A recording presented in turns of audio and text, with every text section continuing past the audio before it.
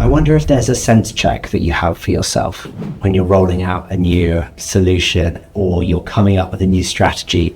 I wonder if there's something that you do in your working life that others can learn from when you're just checking, have I retained the humanity at the core of this? I consider myself really lucky to do what I do. I talk a lot about the handshake, the generational handshake. And to those who have children or those who have nieces and nephews who are the leaders of our future, we are so responsible for the handshake in our 100-year lives. And you move from a learning phase in your life to an earning phase in your life to what I think really needs to be a returning phase in your life. But the returning side is, I don't do what I do in HR in a corporate for philanthropy. I do it for business, but I try and lead my team to know their place in the organization, to keep growing and thriving themselves. We are a conscience, we are change agents, we are community agents, and it's a privilege to do what we do.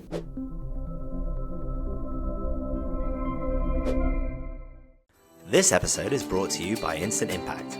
Instant Impact provides transformative talent solutions to small and mid-sized companies that are making between 30 and 500 hires each year. If your recruitment's giving you a headache and you don't know where to start, then give the team at Instant Impact a call or visit www.instant-impact.com for more information. Hello and welcome to We Need to Talk About HR. I'm your host, Felix Mitchell. Now, to say there's a lot of change going on at the moment would probably be the understatement of the century. HR leaders are contending with AI transformation, geopolitical shock after geopolitical shock, and a rapidly aging workforce. With so much on our plates, it's never been more tricky or more important to keep focus on the people inside our organizations and to retain humanity at the core of work. That's easy to say, but it can be hard to do in practice. So helping us to delve into how to inspire, how to engage, and how to treat our teams during even the most challenging of times is Nicki Auret, the Chief People Officer at ICBC Standard Bank and the current Master of the Company of HR Professionals. Nicki, welcome to the show. Thank you so much, Felix. It's lovely to be here. So let's start with a big question. How do you define the change that's going on right now, and how are you expecting this workplace? What are the pressures you see on the workplace at the minute? We're clearly facing unprecedented change, and every month and every quarter brings even more change to the systems we're all in. It's been an extraordinary time ever since COVID, which was obviously a massive disaggregator in the way things are a disruptor in the way things are done. I think we've taken some of the best of that change and just accelerated, leapfrogged ways of working as part of that process. But we've also learnt a lot. We've learnt a lot that actually I reflect on really positively in terms of the role community and connection played at a time of crisis. Yeah.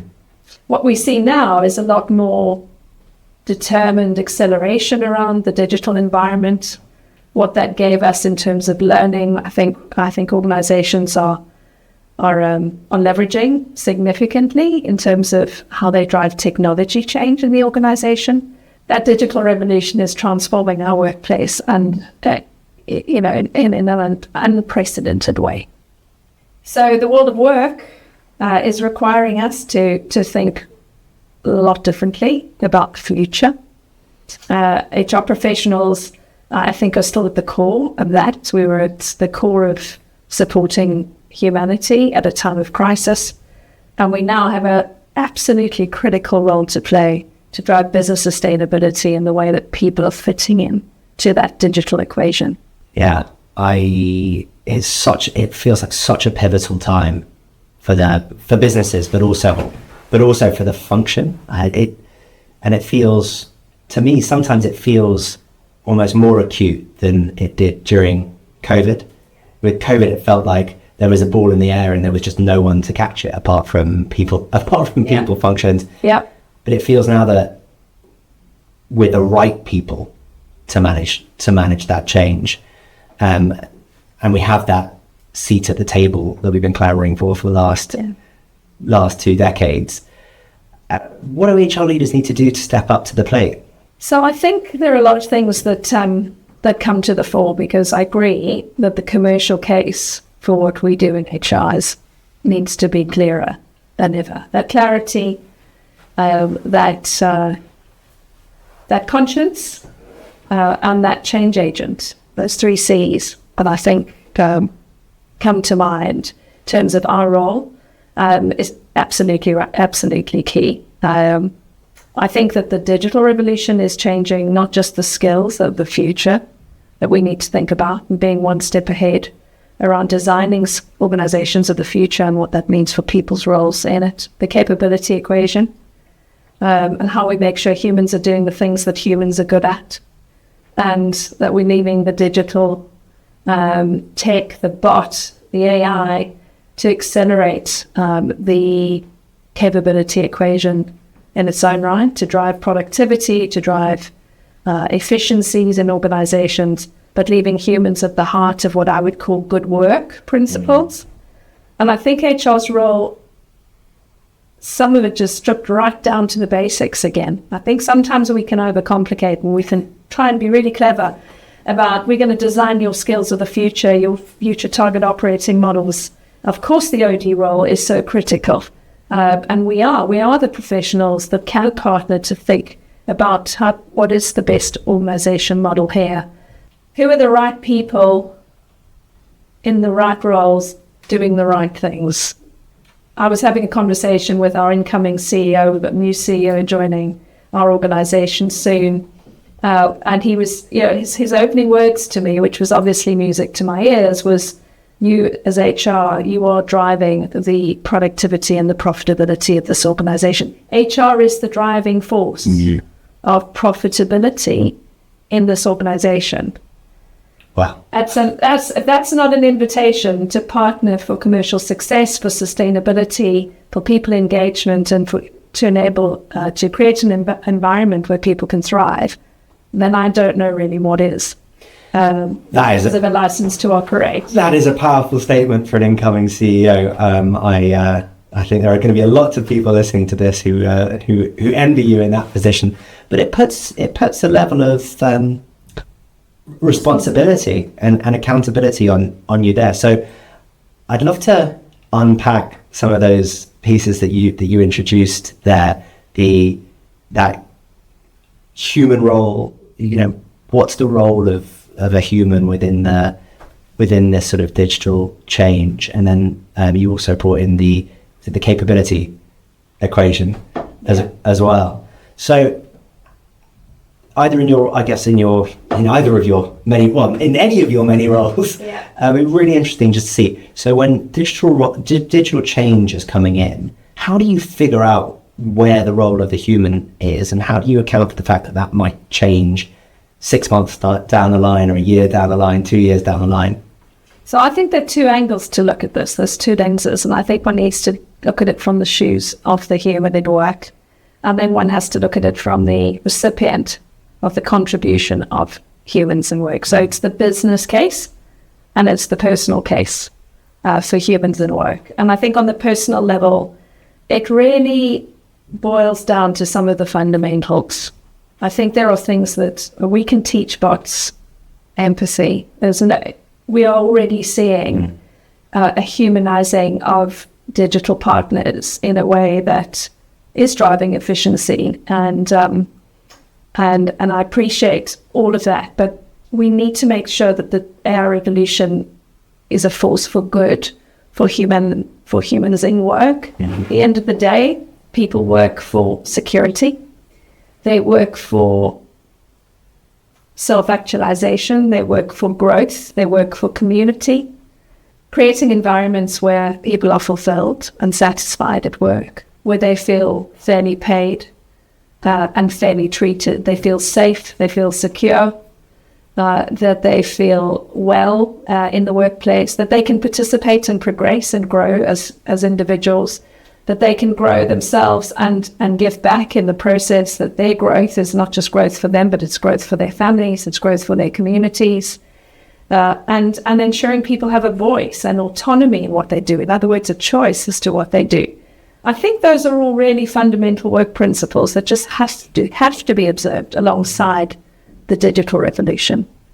And I think we have the responsibility to do that. Now, it's not at the expense of efficiency. It should not be at the expense of progress, of leveraging the tech that we have and the digital progress and the data progress that we see to accelerate business models, to accelerate commercial outcomes. But we have to find a way of balancing those. In other words, the outside in, so this is the lens of the commercial, the business case to the personal case. It has to be balanced. With I turn up to work, it's just assumed from with the best intent to make a contribution, to earn a fair wage, to be a part of the success of this organization, to grow this community and to grow this business model and the sustainability of this business for everybody's benefit. Ultimately, yes, for shareholders, but there are many stakeholders in that equation. So I think that's some of the way I look at it from a good work perspective. And I know those principles are perhaps seem a little bit basic, but they shouldn't be forgotten, because I think we try and overcomplicate. We're trying to think of really complicated solutions when actually some of the answers are quite simple and in our hands. The other thing from a leadership perspective that I think is worth thinking about is this whole concept of more gentle leadership, and the concept of humanity, and the concept of empathy, and the concept of community, and leading in a sense that will bring out the best in people. So that's another concept we could talk about. Oh, I'd love for to. Another hour. So that's another angle to all of this. But those are some of the things I think that are worth thinking about in the equation. That's really fascinating, and I think one of the trends in the thought leadership that I've seen coming out, and one of the things that I find particularly interesting, is whether all of this new technology has uncovered something that was always true in business. I think that in our marketing materials, I think sometimes businesses get caught up in their own complexity and in their marketing materials, and whether that, and I think you look at the knowledge economy. A lot of people sell what they know, the deep expertise of a particular industry, and this is why we've got these clients, and this is why we do so well, and all the rest of it. Whereas actually, the most important levers of business success, I think, are those skills and those ways of working that everyone's talking about being more and more important in this next phase. Leadership, empathy, resilience, ability to learn, compassion, honesty, all of these things, who we are and how we do business. They've kind of always been the differentiators. They've always been why one company A wins over company B in a tender. They've always been why investment fund A puts money into investment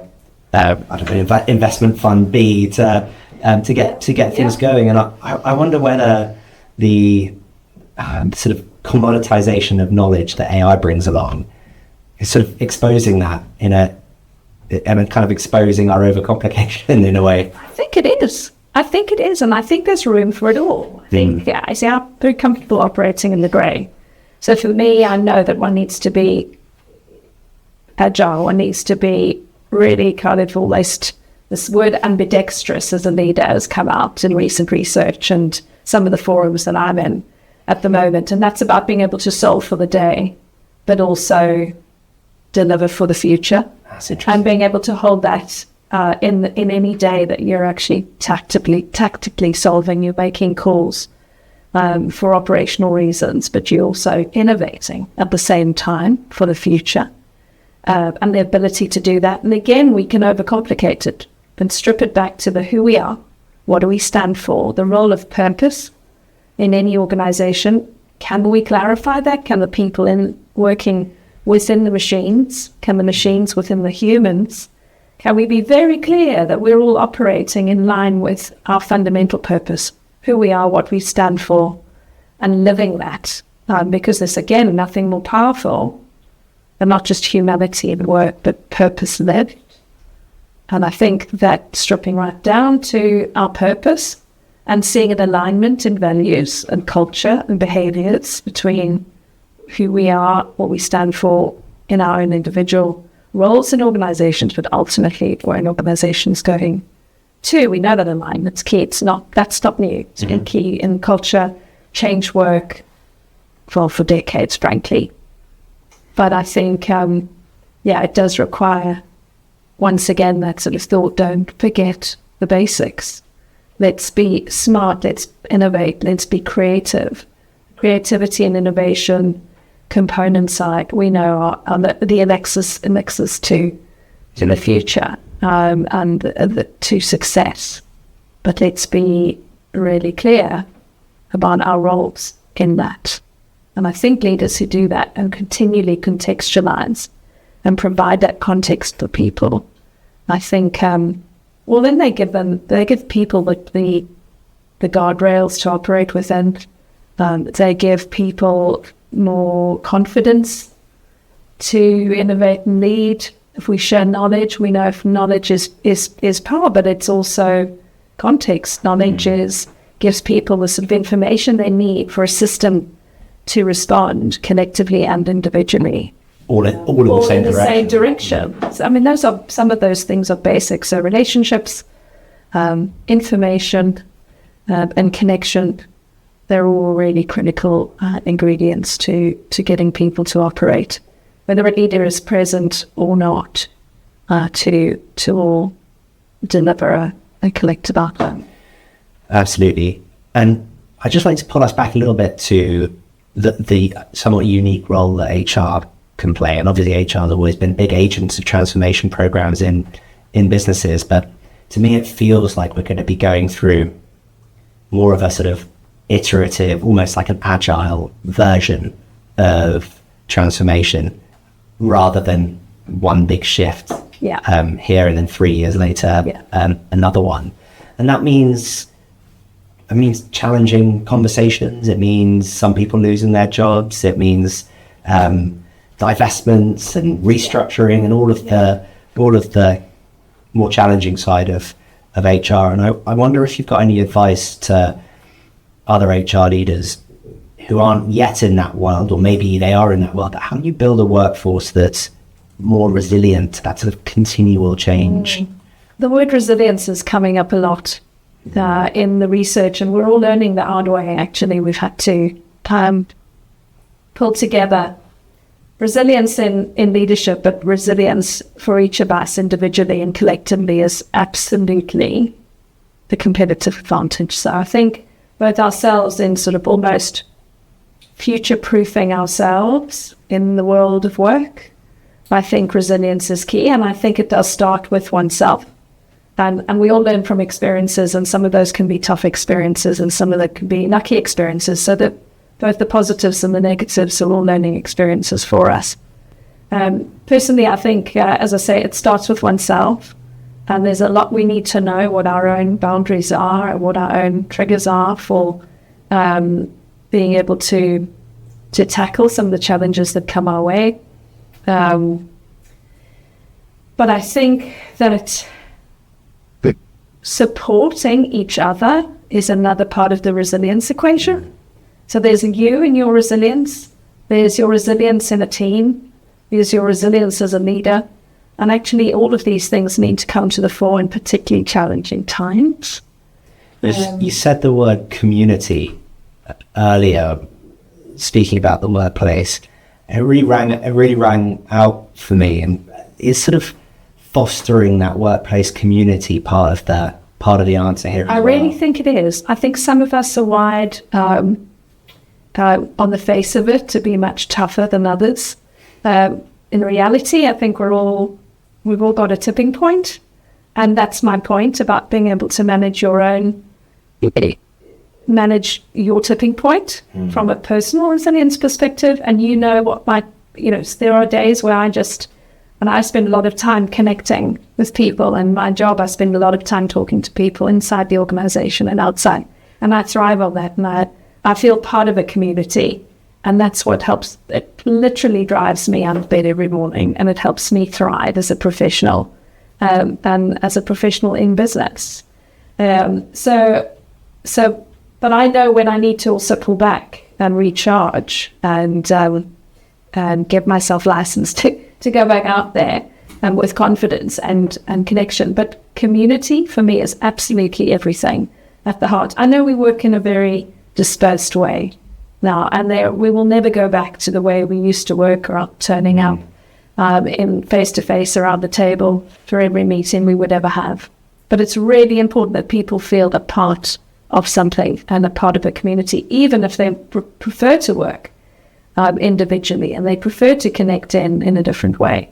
I think that our human resilience comes from understanding where each other is at, about being in each other's shoes, about, as a leader, understanding what your action, what impact that may be having on the people around you, on some of the tough decisions you may need to make as a leader, of some of the joy that you lead and inspire people with. It's a really privileged position to be in a leadership role, or even in a supervisory role, but it's a big responsibility at the same time. And for me, community is everything. And we all know there's lots of research that also that links longevity with community. It's not wealth. It's not even lifestyle. It's human connection that is one of the biggest contributors to living longer. I actually don't know that. And people who live in community, again, we all have our definition of that. Whether it's across a parental community, whether it's across a hobby community, whether it's in your work community, whether it's in your religious community, in your spiritual community, there is plenty to be said for the role that plays in your, not just your lifespan, but also the joy that you experience life in. Because the joy you experience, it's work successes and failures, being part of a team. So it's just as back to good old-fashioned team, and the role of a team. So when I say sometimes it's about going back to the basics. It's not just the old-fashioned leadership theory. We know we've come a long way. Command and control is a thing of the past. Not an instant impact now. Yeah. You will. Where's that gavel? No, we all know this. We know that it's about compassion and empathy and the human side of things. And then, of course, it's about direction. It's about decisive leadership, and it's about making things happen. And ultimately, somebody also has to make those tough calls. But the joy and the support that you get out of a team in the good times and the bad, honestly, can't actually be matched in anything. Yeah. It's so interesting that you sort of putting everything back to the fundamentals. And it makes we do quarterly Exco meetings at Instant Impact. And at the beginning of each one of those, we do a vulnerability session. So everyone shares something that, someone else doesn't, that shaped them, that, other people around the table didn't know about them. And every year, so we do that twice a year. Every time we have a debate.